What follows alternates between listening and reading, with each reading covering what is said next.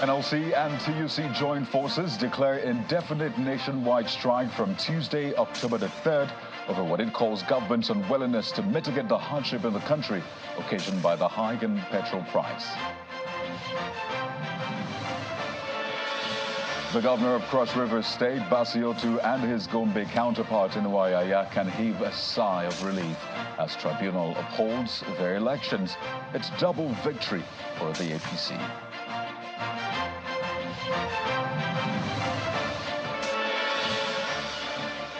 Well, hello and welcome to the nation's flagship political show. I'm Kairo Kikiolu at Channels Television's global headquarters in Lagos.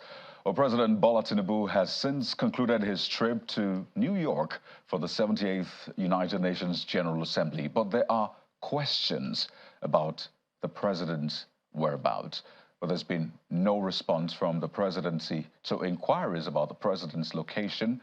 Neither has there been any official statement from his spokesperson, but then there are reports that he may have left New York in the United States for France. Nothing official at this point. But the president's spokesman, Ajuri Ngelale, in the meantime, has released a series of statements today. One of them, on behalf of the president, congratulates Muslims on this year's Eid al-Maulud celebration, which marks the birth of Prophet Muhammad. But there's a lot happening back home, really. In exactly 7 days from today, the Nigeria Labour Congress and the Trade Union Congress will commence what it calls an indefinite nationwide strike if government fails to address the suffering and other socio-economic hardships occasioned by the removal of subsidy on premium motor spirit, that's PMS, commonly known as petrol. Well, in a joint briefing today, the two unions, which now appear to have settled their differences, say that this decision is in the spirit of Independence Day celebration, and to demonstrate their resolve for a truly independent Nigeria, they are taking their destinies in their own hands to rescue the nation. Well, the union observed a couple of things. We'd like you to take a listen to their observations, the resolutions. We'll break some of them down for you today. And of course, you may have seen a sneak peek of our first guest tonight. We'll come to that in a moment. But take a listen to the NLC and the TUC while declaring next week for indefinite strike action. NLC and TUC NEC in session observe that whereas there is no disagreement between labor and government on the existence of mass suffering, impoverishment, and hunger in the country as a result of the hike in the price of petrol, which demands an urgent need for remedial action. The government has totally abdicated this responsibility and has shown gross unwillingness to act, abandoning Nigerian people and workers to excruciating poverty and affliction. NEC in section resolved as follows. 1. So, in the spirit of the Independence Day celebration, and to demonstrate our resolve for a truly independent Nigeria, to take our destinies in our own hands and rescue our nation. 2. To embark on an indefinite and total shutdown of the nation beginning on 0 hours, Tuesday, the 3rd day of October 2023. 3. To direct all workers in Nigeria to withdraw their services from their respective workplaces commencing from the 3rd of October 2023. 4. To direct all affiliates and state councils to immediately start mobilizing accordingly for action to organize street protests and rally until government responds positively to our demands. 5. To enjoin all patriotic Nigerians to join hands across the nation to assist this government, put the people back at the center of its policies and programs. So there you have it from the NLC and the TUC. And the countdown begins from today. 7 days to go to October the 3rd, when the NLC and the TUC say they will go on a nationwide shutdown. There you have it. But They noticed some issues. So these are the observations from the NLC and the TUC. One of them is they say that the federal government has continued to grandstand and forestall all avenues to peaceful dialogue with organized labor on ways to save Nigerians from what they describe as a huge hunger and suffering experience across the nation. Well, the second observation, part of the second observation is that the government has continued to demonstrate not just unwillingness to mitigate the massive hardship, but also complete lack of intention to take positive steps. It also said that the federal government has not met in any substantial way the demands of Nigerian workers and the people. And of course, they have come together to give some of the resolutions which you heard there. The major one is that they will embark on that indefinite and total shutdown of the nation from Tuesday, October the 3rd, and direct all affiliates to organize street protests and rallies until government responds to their demands. But that's not all. The Speaker of the House of Representatives, Honorable Tajuddin Abbas, has also weighed into this issue, and he's appealing to Labour not to go on that strike. In fact, urging them to shelve the planned strike, and promised that the House will intervene in the dispute between Labour and the federal government. He also appeals to Labour unions to consider the actions taken by government to address the economic situation in the country. He was speaking, of course, at the resumption of plenary after a 6-week recess by the lawmakers.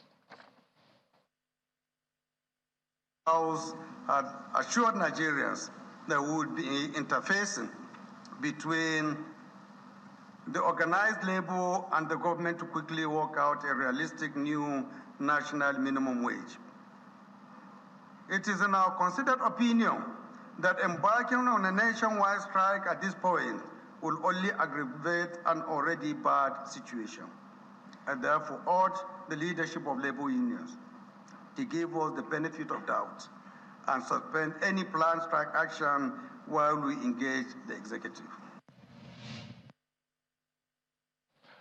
But over at the upper house, a different scenario played out today, and the Senate has confirmed the appointment of Mr. Olayemi Cardoso as the governor of the central bank, as well as 4 others who were nominated by President Bola Tinubu as deputy governors. This is, of course, in replacement of the former acting CBN governor, Folashodu Shonubi. And Mr. Cardoso assumes office, or he assumed office actually last Friday, while awaiting confirmation by the Senate. Well, the nominees for deputy governors include Mrs. M.M. Osoro, Mr. Mohammed Sani Abdullahi Datijo, Mr. Philip Ikazo, and Dr.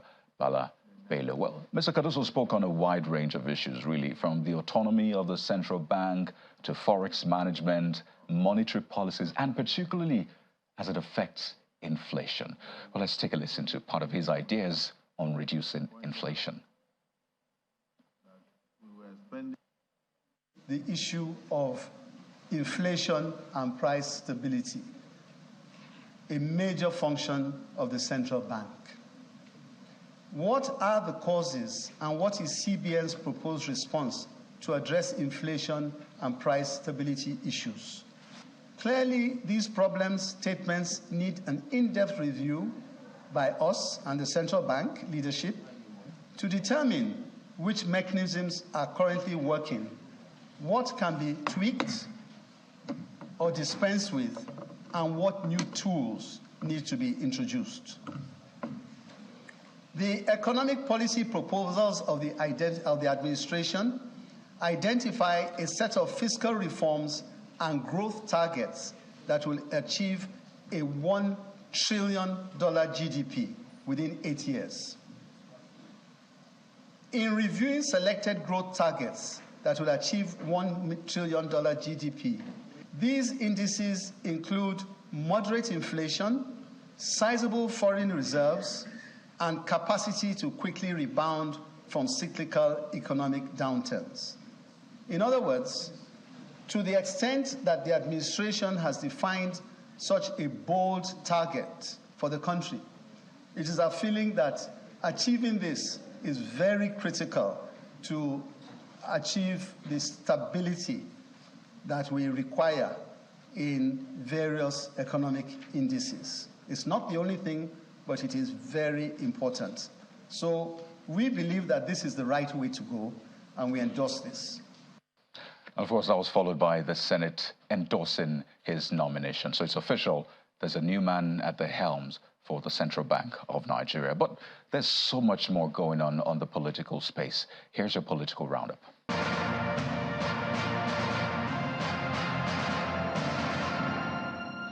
Justice Emeka Nwite of the Federal High Court Abuja has restrained the Ondo State House of Assembly from impeaching the Deputy Governor, Mr. Lucky Aiyedatiwa, over alleged gross misconduct. Justice Nwite delivered a ruling shortly after Aiyedatiwa's counsel, Kaede Adewusi, moved the ex parte motion to the effect. The judge also restrained the governor, Rotimi Akeredolu, from nominating a new deputy governor and forwarding same to the lawmakers for approval, pending the hearing and determination of the substantive matter. Justice Nwite held that after listening to Adewusi, he was of the view that the interest of justice would be met by granting the application. Mr. Aiyedatiwa had also, in another suit before the High Court in Akure, prayed the court to stop the state's House of Assembly from proceeding with the impeachment against him, pending the hearing and determination of the suit filed in the court on Monday. Meanwhile, the National Association of Nigerian Students has cautioned the Ondo State House of Assembly against impeaching the Deputy Governor, Mr. Lucky Aiyedatiwa. Addressing a news conference in Abuja, member of the association, Mr. Zakari Hashim, described the recent announcement of impeachment by the State House of Assembly as not only alarming, but raising serious concerns about the stability and integrity of democracy in the state. It is imperative to note that the Deputy Governor has not committed any offense that contradicts any section of the Constitution of the Federal Republic of Nigeria that warrants the threat of impeachment from the State Assembly. To the best of our knowledge, he has been a loyal and outstanding Deputy Governor. The impeached chairman of Ijebu East local government, Mr. Wale Adedayo, has been arraigned by the Ogun State Police Command on 2-count charge of publishing an alleged false story about local government funds diversion by the state government. This is sequel to a petition filed by the state government over the alleged zero allocation and diversion of local government funds, an allegation which has been denied by the government. Wale Adedayo was arrested by the police on Monday and arraigned at the customary court 2 in Abeokuta, the state capital. The defendant pleaded not guilty to the 2-count charge proffered against him. In his judgment, the presiding judge, Anthony Araba, admits the defendant to bail and 2 million naira, 2 shorties with landed properties, among others, within the jurisdiction of the court. The case has, however, been adjourned to the 20th of October for hearing, while the defendant has been remanded at the Ibarra Correctional Center in Abeokuta, the state capital. Ahead of the November 11th governorship election in Imo State, a coalition of Imo young professionals is asking the Independent National Electoral Commission, the Nigeria Police Force, and other security agencies to ensure that the election is free, fair, and credible.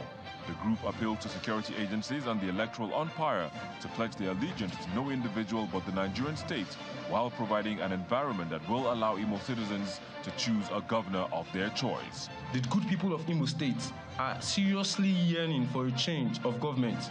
Our research has revealed to us that the most Imolites are favorably disposed to the idea of having the distinguished Senator Samuel Anyanwu of the PDP as the next executive governor of Imo State.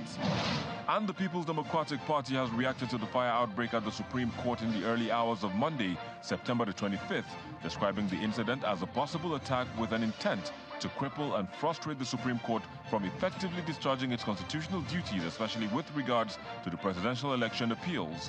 A statement signed by the PDP National Publicity Secretary, Debo Ologunagba, demands for an immediate investigation to unravel the circumstances that led to the fire outbreak. The statement insists that the outcome of the investigation should be made public, unlike similar fire incidents in various government ministries, departments, and agencies, which were characteristically swept under the carpet by the ruling party.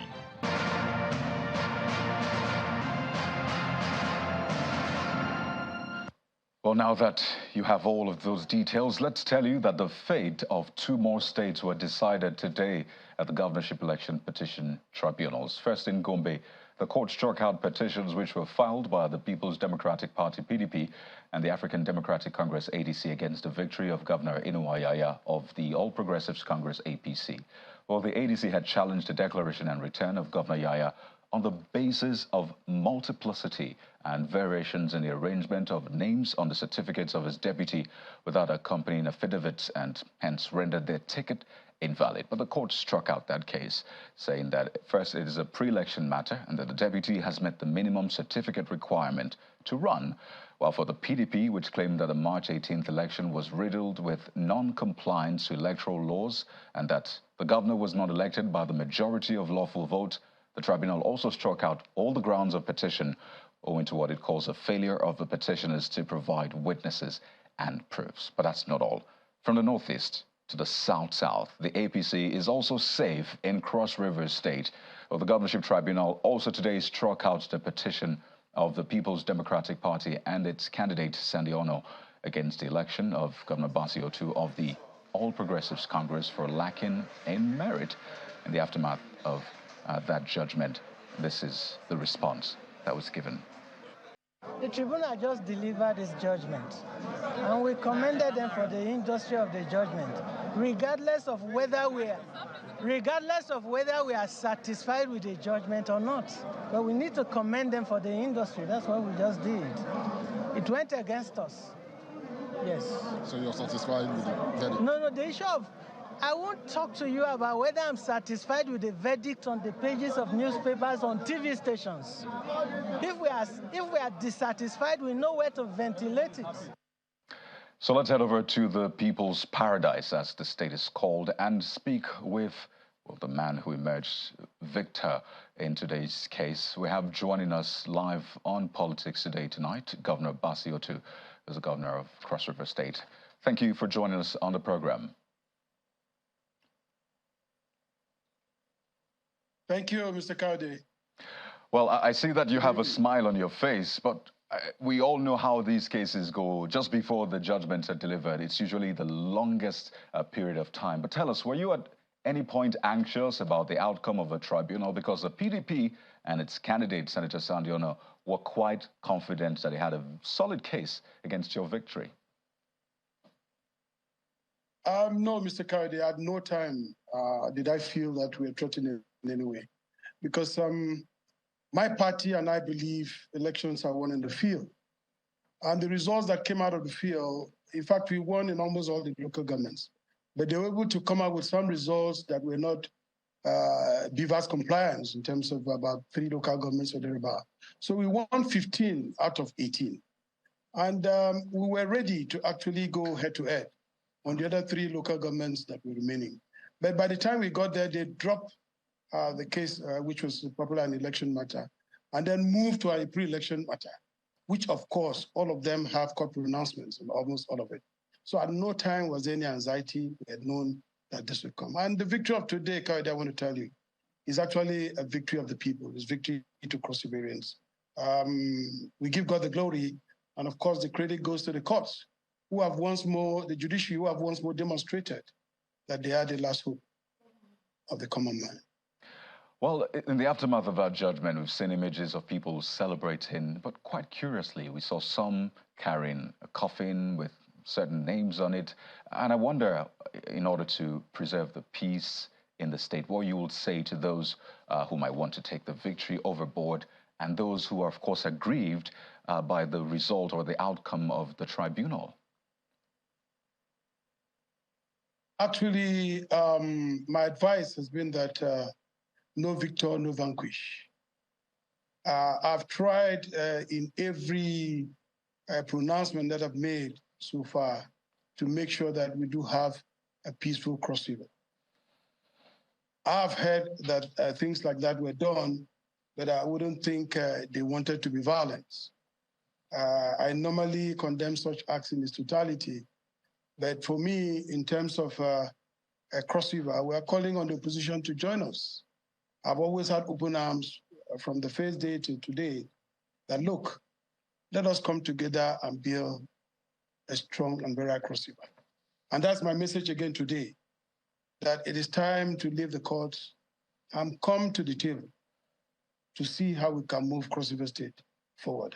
You can actually factor jubilation across the whole state.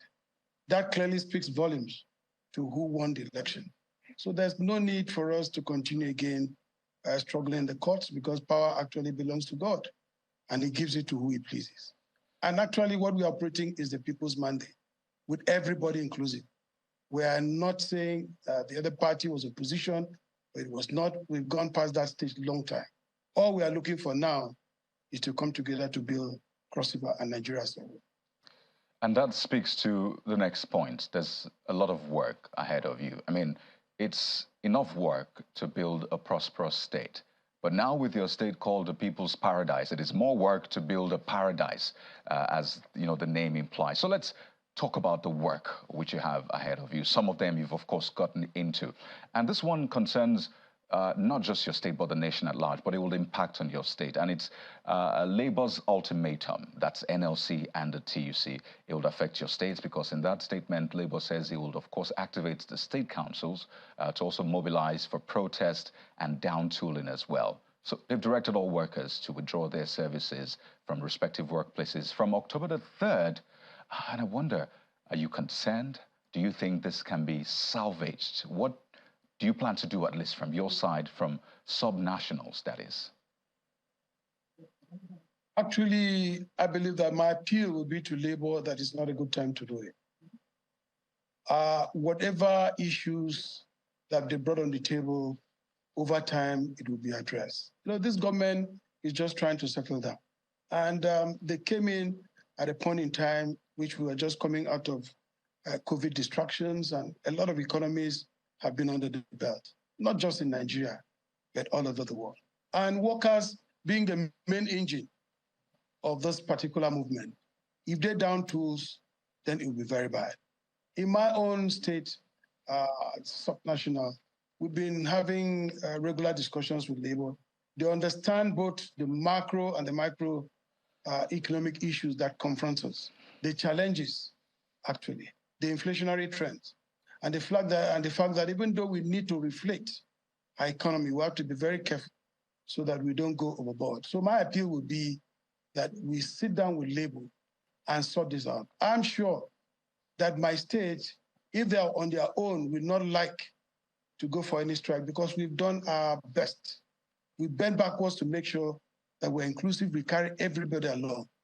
We are very transparent, we don't hide anything, we take decisions, all of us together, and do things together. Times are tough though, but I believe that it's not just the workers that are facing tough times.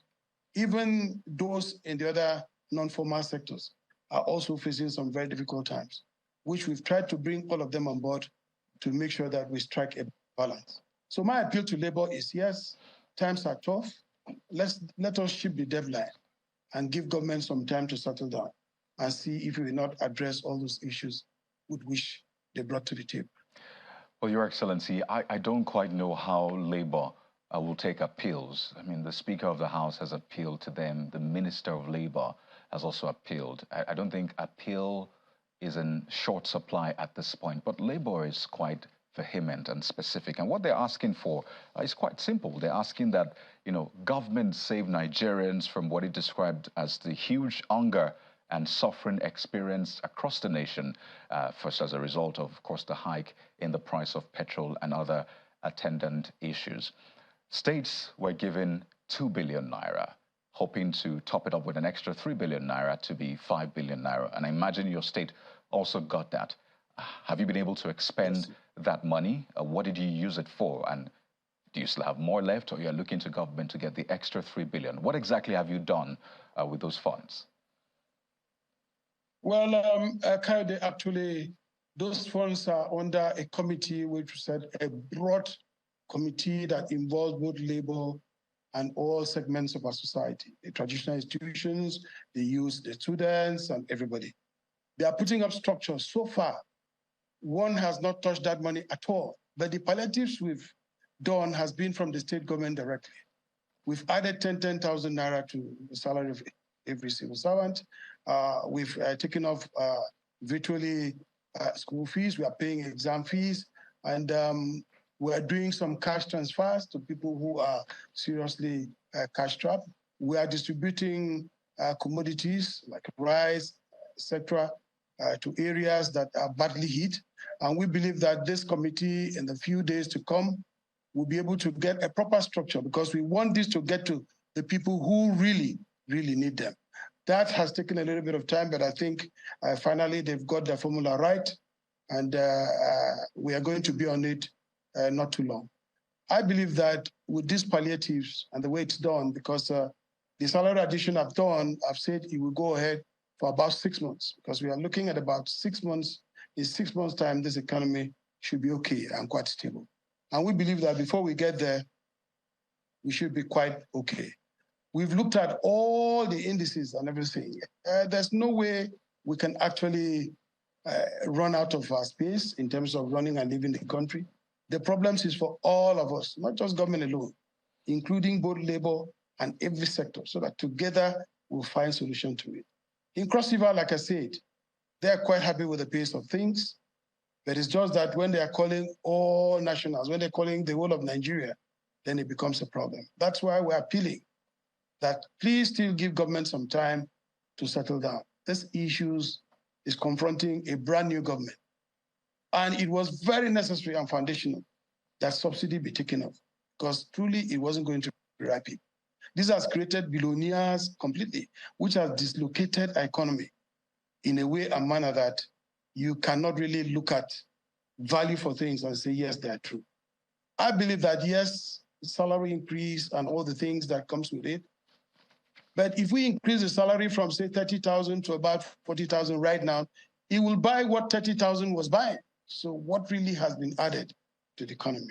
I think it's when almost every sector is touched, because I've seen that the federal government is multi-sectoral in approach in making sure that they're addressing all areas of emergency.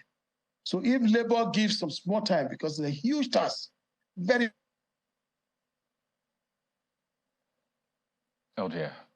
I would, of course, reconnect with Governor Otu. He's making a vital point about the situation with labor given the ultimatum and what is being done, and quite a number of issues to still touch on with Governor Basi Otu of Cross River State, who's been speaking with us from Calabar, the state capital, in the aftermath of his victory at the Election Petitions Tribunal. So we'll take a quick moment on the program tonight. When we return, we'll come back to Governor Otu and, of course, round off our conversation with him and take a look at issues that concern the Constitution, the laws of our lands. The judiciary is quite burdened, not just with cases, but other issues. These and more will form our conversation in just a few moments. Please stay with us.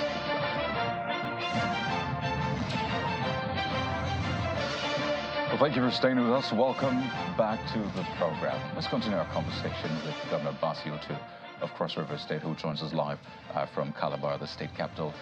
It's good to have you back, Your Excellency. So let's continue on the point we were making. I don't know if you want to land on that point, because it's a very vital one, especially in the situation we find ourselves as a nation today. But also add to that governance in the state. Because there are those, for example, asking that the lost glory of Calabar be returned. On the one hand, they decry the dirty state of the city, and I'm sure you've seen images being put up across the board, and people asking what exactly is going on, Your Excellency. Thank you very much. I think that image is fast fading off. The city is wearing a complete new look now. We're still working on major structures. But for our streets, I think we are doing a lot to make sure that we regain and restore back, actually, the glory of Calabar. And Kaede, we are preparing for the carnival, which is coming in December. I would like to give you a very early invitation so that you come and see how quickly the state is going to look like before then. We're doing a lot, not just in terms of keeping the state clean. Economically, we're doing a lot of things.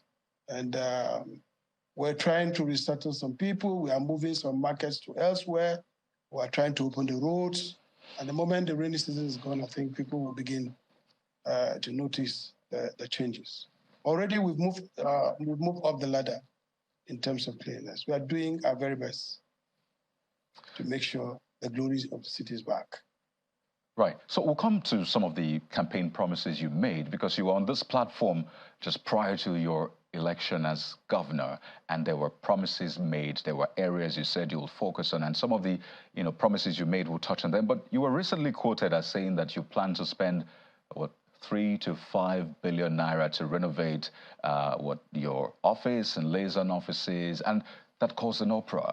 People thinking, in this current Nigeria where we say we're cash-strapped, a government plans to spend that amount of money for renovation. Are you still going ahead with that, seeing the uproar that met that's your pronouncement?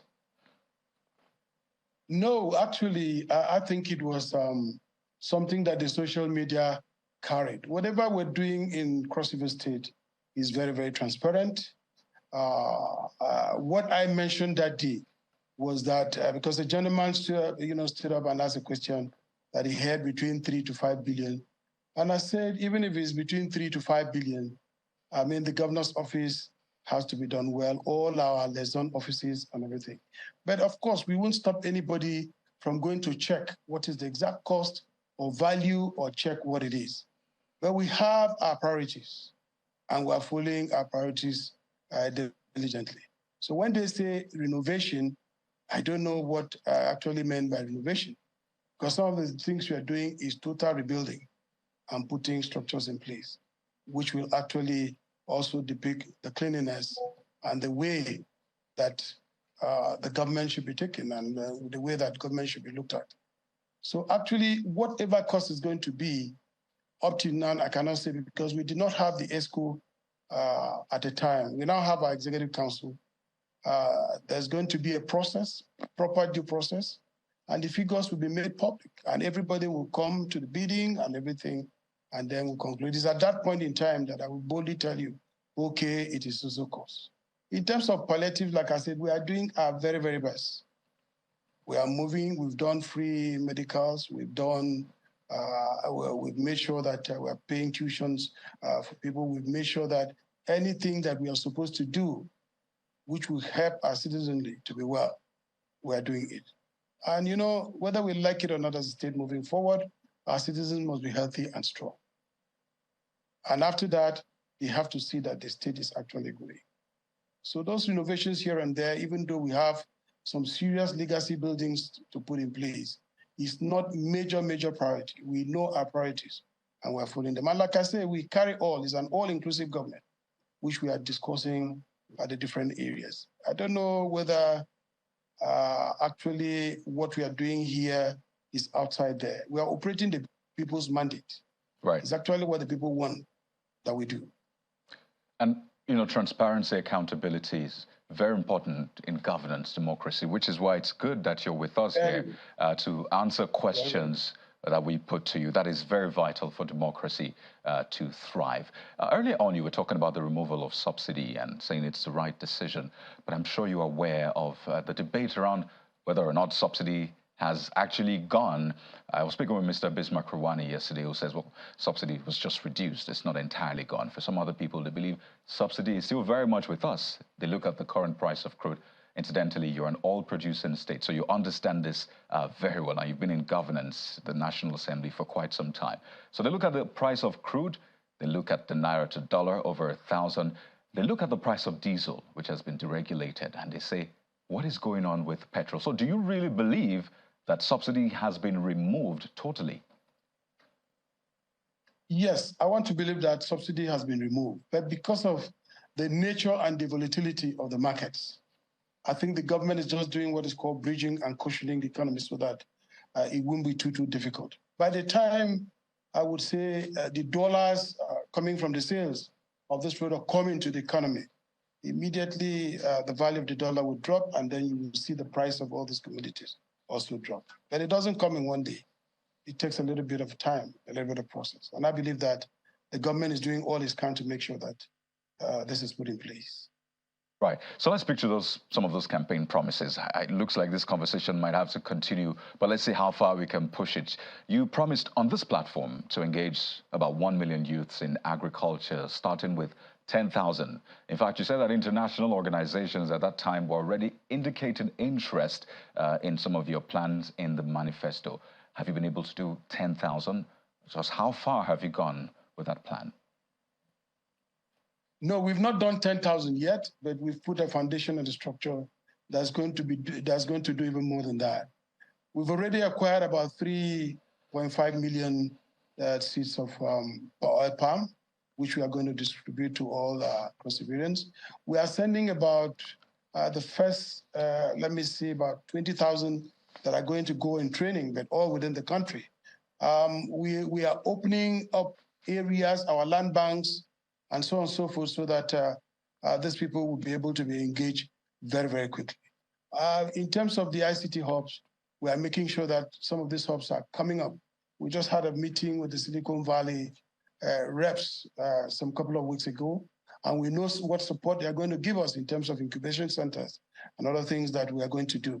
So it's very, very clear, Kayode, that probably in a not too distant time, we'll be talking again. I will tell you the number that's on ground.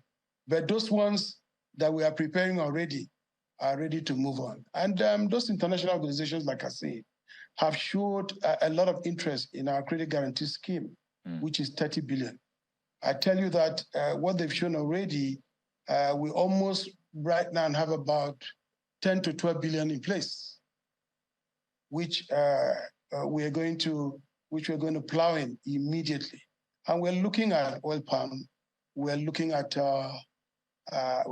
rice, we're looking at cassava. In fact, we are looking to make this state the cassava state in the whole country. And we've set out about 100,000 hectares to move into that immediately, cassava and maize. And we're preparing now. By the time we finish this phase will definitely engage more than 50,000 youths, that I can assure you. Right. So we are ready and ready to. Okay, I recall that you also said oil palm, cocoa, and rice, particularly during that interview. But we have to wind down now. And I'd just quickly like you to put a time frame, particularly to the 2 billion naira, expending the resources or the funds for the people. When exactly is that going to start, since you say they've gotten at least a plan to implement this? The last time I discussed with the committee was just day before yesterday. And they said they are ready to move on Monday. But I started paying the salaries already. Yes, the 10,000 I've added to every staff. So we started paying that already. And what we are going to give to cooperative societies and so on and so forth, with earmarked that is also going to start upper week. The one that is going to the markets and transporters is also starting on Monday. So I think we are not doing badly at all currently. Well, we'll definitely keep our eyes on the people's paradise. We'd like to thank you so much, Governor Bassey Otu, for at least giving us an insight into governance in your state this evening. We appreciate your time and we wish you the very best. Thank you. I wish you the very best too. Thank you very much, Alex. Right, so let's switch gears now, shall we? We've taken a look at governance, particularly at the subnationals, and this is something we'll do consistently, so we connect that dot between the federal, the subnationals, and not forgetting the local government as well. But that's not all about governance, because governance is also broken down into three phases. There's the executive, there is the legislature, and of course, the judiciary, which actually does a lot in ensuring that the other arms of government work very well. So this evening, we turn our attention to some thorny issues that concern Nigeria's judiciary and the laws of the land. This is a challenging time for that arm of government with burdens of cases, interpretations of laws, and reception of judgments given at the tribunal, at various levels of court, and don't forget the call for a new constitution. So tonight we'll be taking a deep dive into the judiciary and essentially understand what the state is, how we can better the judiciary. Don't forget, it is called the hope of a common man. We have joining us on the program, Senior Advocate of Nigeria, Mr. Yemi Kande-Johnson, joins us virtually on the program this evening. But that's after we take this time out. Stay with us. So let's have that conversation now with Senior Advocate of Nigeria, Yemi Kande-Johnson, joins us virtually on the program. Thank you so much, Senior Advocate, for joining us on Politics Today. I know it's quite a busy period for the judiciary. It looks like every day there's always one case or the other, either at the tribunal or the usual courts. But first, there's the perception of Nigerians, politicians, about the judgments. Some say there's a lot of technicalities. Some say, well, it's what you bring to the court that the court will decide on. But overall, looking at the current state of adjudication, the judgments given, how are you taking all of this in? Thank you very much. I think that you've identified the formula for legal adjudication quite simply in a way that anyone can understand. Courts do not look for cases or issues or subject matter or evidence. Courts decide dispute between contesting parties on the basis of the case that has been framed, on the basis of the evidence pertaining to the issues that have been raised, and on the legal arguments and the law that applies to those specific issues. There isn't a great mystery about how courts decide cases. It's based on what the parties bring to the courts. I don't know, though, because it looks like while trying to solve a problem, we're creating another one. Because, well, the appeal court head yesterday was saying there's so much on our table, really. And, you know, had to give statistics, it's just how many cases. Well, yes, it means that there's been success recorded. But on the flip side, it's a lot of work, a job of work. And I don't know if we're able to agree once and for all on what needs to be done. Politicians are described as the most litigious. So they say, well, you can't shut the door of justice against us anyway. The laws are there to help us to solve issues and not take the law into our hands. So I don't know, how soon are we or how close are we to a resolution of this? So at least we can make a headway and be able to consider all cases and not pay attention to just politics alone. Well, the concentration of resources to determine political questions is a disservice to the vast majority of people who use the justice system. The primary purpose of the justice system is to determine commercial, civil, criminal matters that affect the lives of the day-to-day lives of ordinary citizens. The primary function of the court is not to decide political contests. A political contest is decided by the mechanism of elections, and in most places, while there may be legal issues which may call for determination in an election, the primary mechanism in an election is the counting of the number of votes. I think that it's not that politicians are particularly litigious, it's that politicians are desperate. And in a desperate climate, they will resort to whatever they consider to be the best or the easiest or even the most distant option.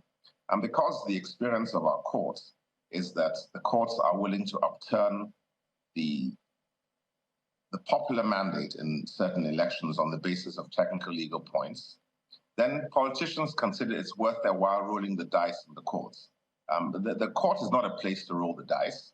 It's a place where law should have been settled over a series of cases over a considerable amount of time. There should be very few issues that would be contentious or doubtful before a court. In an election, for example, it's clear that the test for the validity of an election is substantial compliance. What is the purpose of an election?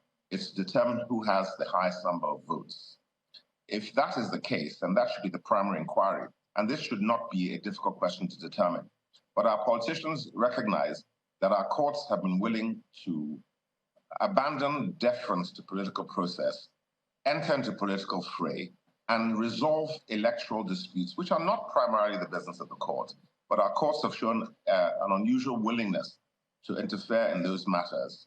And the politicians take advantage of that. So if the door has been opened by judges to politicians, then politicians will come in and they will do so, and the judges will complain that their work schedule is being disrupted, and the ordinary users of the court will suffer because those resources which are intended for determining their own disputes are no longer available, but are dedicated to these political cases. That's something to chew on, really.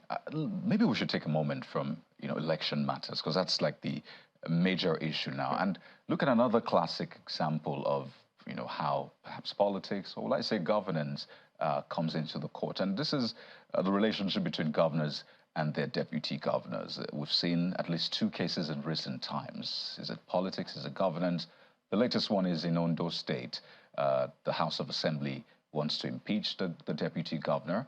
The deputy governor has gone to court, 2 different courts, to actually stop this. The Federal High Court in Abuja has given an ex parte ruling today. But is the law really clear? Because I think at the heart of this is really the role of deputy governors vis-a-vis the governors. Is the law really clear on, what the deputy governor is empowered to do under the law? Are they spare tires? And the way we see it in recent times, where it looks like they're easily dispensable. Well, you use the expression spare tire. The deputy governor is a reserve to the governor. But the executive power in a state belongs to the governor. In elections, the mandate is given to the governor. The governor chooses his deputy. In no other country that I know of where they have deputies to executives, do those deputies consider that they have an independent political mandate. The mandate of the deputy governor is subsumed in that of the governor. It may be unfortunate that some governors choose to treat their deputies with disdain or isolate them or consider them to be political adversaries. That is a political matter. I don't think it's really a legal matter. The Constitution contemplates that the executive power is in the hands of the governor. If the governor is incapable, that power will then fall to the deputy governor. But I understand that when you're creating a political ticket, you have to balance interests. And sometimes you may have to put on your ticket somebody who is not of your exact ideology or political persuasion. That is of the nature of politics. But these are political issues, which I regret that judges interfere in political issues, because neither the politics nor the reputation of the judiciary is enhanced by these interferences. The Constitution appears to me to be quite clear in stating that in the question of impeachment or removal of either the governor or the deputy governor, there is no role for the courts. It's deliberate.